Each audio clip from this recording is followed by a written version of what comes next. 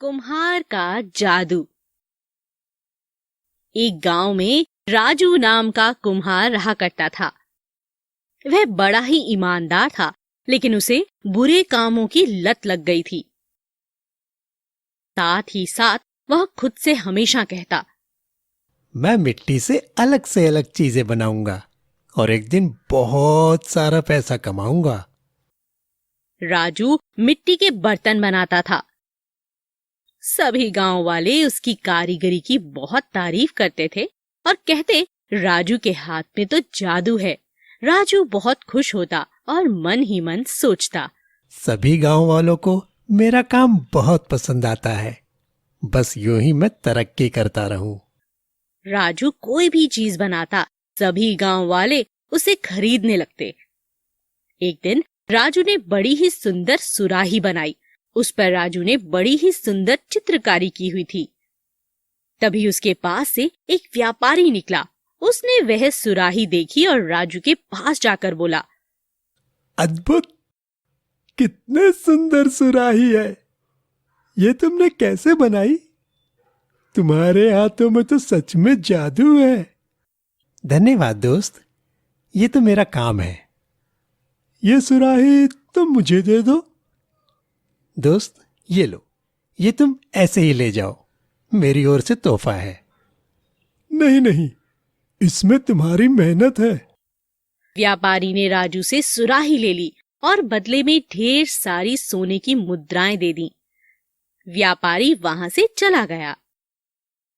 राजू खुश होकर कहने लगा, अरे वाह, इतने सारे सोने की मुद्राएं! अब मैं इनसे अच्छा खाना, कपड़े और सब कुछ लूंगा और साथ ही साथ और मिट्टी खरीद लूंगा ताकि और सामान बना पाऊं। एक दिन राजू कुछ काम कर रहा था। जैसे ही वह उठा, जोर से एक घड़े से जा टकराया। ये क्या हो गया? ओहो, अब मैं क्या करूं? मेरे सर पे तो चोट लग गई। क्या करूं मैं अब? बहुत दर्द हो रहा है, बहुत दर्द हो रहा है। उसके सर पर गहरा घाव हो गया था। कुछ दिनों के बाद घाव तो भर गया, लेकिन एक दाग छोड़ गया। अब राजू मन ही मन सोचने लगा, ये क्या? मेरे सर पे तो गहरा घाव हो गया। अब ये दाग जाएगा भी कि नहीं? इस घटना के कुछ सालों बाद उस गांव में अकाल पड़ा। रोजी रोटी की तलाश में वहां के लोगों को गांव छोड़कर किसी दूसरे राज्य में जाना पड़ा। कुम्हार भी अन्य लोगों की तरह अपना गांव छोड़कर दूसरे राज्य की तरफ चल पड़ा। कहाँ जाऊं? हाँ, एक बार राजा के महल जाकर देखता हूं। क्या पता मुझे वहां कोई काम मिल जाए। कुम्हार बड़ा भाग्यशाली था और उसे राजा के महल में नौकरी मिल गई।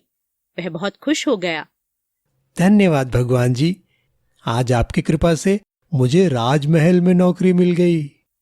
कुम्हार महल में भी अलग अलग तरह के बर्तन बनाता, उसमें चित्रकारी करता और राजमहल में भी सब उसकी अनोखी चित्रकारी देखकर हैरान रह जाते। राजू के हाथों में तो जादू है। बिल्कुल, राजू के हाथों में तो वाकई जादू है। एक दिन राजा महल में सैर कर रहा था। राजा कुम्हार के पास गया और कहने लगा, वाह, कितनी सुंदर चित्रकारी करते हो तुम। तुम तो मिट्टी से बनी चीजों में भी जान डाल देते हो। धन्यवाद महाराज। राजा उस कुम्हार की कुछ ज्यादा ही इज्जत करता था। कुछ समय बाद कुम्हार के पद में भी तरक्की हुई और वह राजा के दरबार में एक सम्मानित दरबारी बन गया। अपने बड़े हुए ओहदे और बढ़ी हुई इज्जत से कुम्हार भी काफी खुश था। एक दिन पड़ोस के राज्य ने उस राज्य पर आक्रमण कर दिया।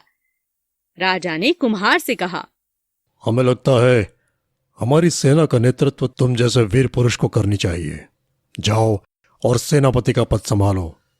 अभी इस राज्य को तुम्हारी सख्त जरूरत है। ऐसा सुनकर कुम्हार ने बताया, महाराज, मैं तो एक मामूली सा कुम्हार हूं, मुझे लड़ना नहीं आता। तो तुम्हारे सर पे ये निशान कैसा? जैसे किसी लड़ाई के हो।